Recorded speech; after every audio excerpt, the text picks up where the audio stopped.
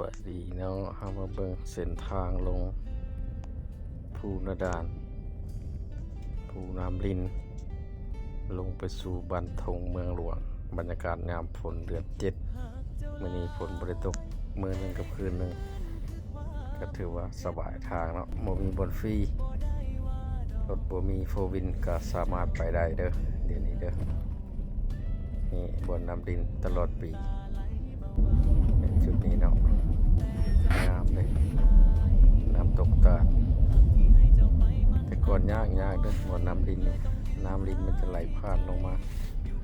เป็นตุ่มเป็นหินนี่ไปเฮ็ดทางใหม่แต่ยังบ่ทันแล้วเนาะคือว่า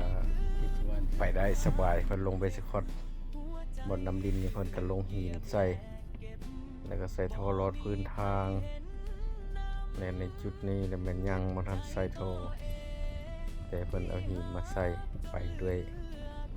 สะดวกสบายบ่ได้ใส่โลแล้วกระเทยไปได้นี่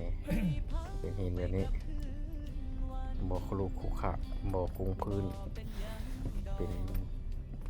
หินน้อยแบบบ่ล่มเนาะเพิ่นรู้แล้วน้ำก็ไหลไปพอน้ำแต่ก็บ่ล่มสูบน้ำตลอดนี่เป็นจุดที่เคยย่างมาก่อนเนาะยากสุดโพวินถึงไปได้ตอนนี้ก็เป็นบอนคอยที่สุดตอนนี้แหละคอยที่สุดของภูนาดานโค้งทบศอกน้ำยังบ่แห้งอยู่เนาะ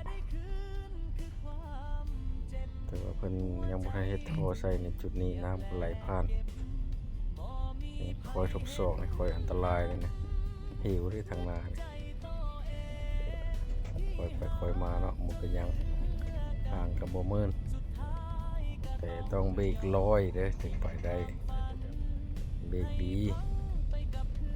รถบรรทุกก็ให้ไปยากและยามนี้รถบรรทุกได้รถน้อยรถวีกูรีวูไปได้อยู่คนใดไปได้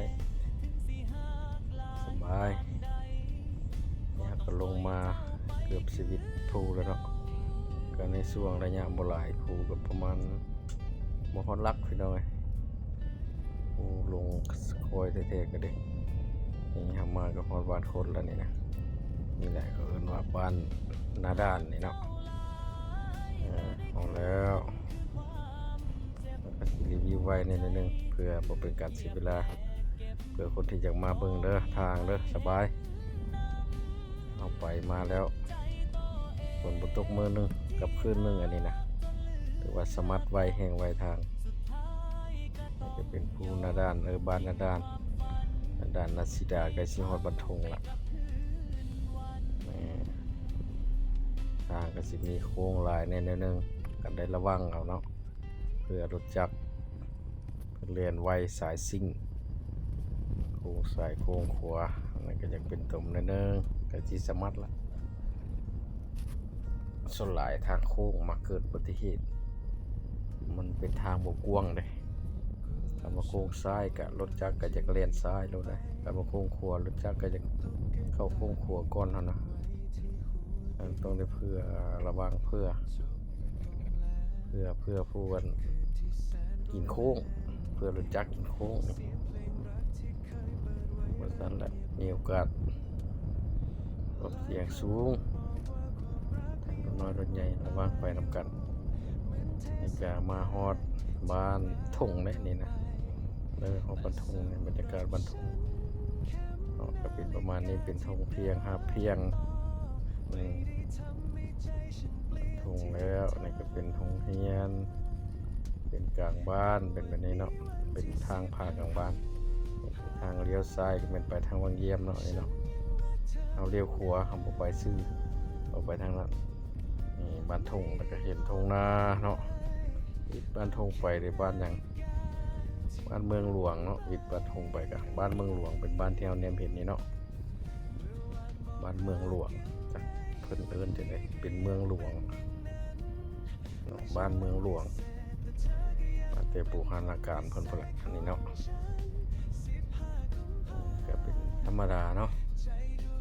ทางก็สบายมันสิลงยางได้นี่ ในมอนี่แหละบ่โดน2027นี่ยันเป็นทางอย่างเนาะแต่วัดบ้านทงก็เป็นทางเข้าบ้านเหมือนกันเนาะไปวัดบ้านเมืองหลวงกายเมืองหลวงไปก็มีบ้านต่อๆกันไปอีกเนาะ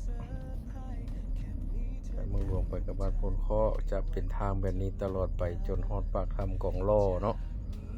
ห่างนาตาลนาทนเป็นทางแบบนี้ไปเลยทางดีๆนี่ล่ะเป็นสิเฮ็ดทางอย่างไปฮอดพุ่นเลยฮอดด้านหน้านี่มีปั๊มน้ำมันนี่ก็กำลังก่อสร้างปีหน้าได้ใช้บริการแน่นอนเพิ่นว่าสำหรับใครที่เดินทางไปเที่ยวปากถ้ำกองล่อเนาะไปรถถ้ำไปทางนี้ได้สบายอายหาน้องทางหน้าห้างนาตาลก็สบายเฮ็ดทางแล้วก็ได้นี่ก็กลายปั๊มอยู่นี่ก็เพิ่นเฮ็ดปั๊มอีกได้นี่ทางหน้านี่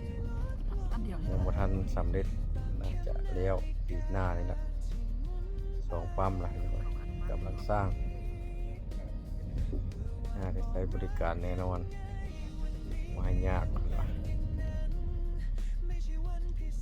งัวควายกระหลายเด้อทางแถวนี้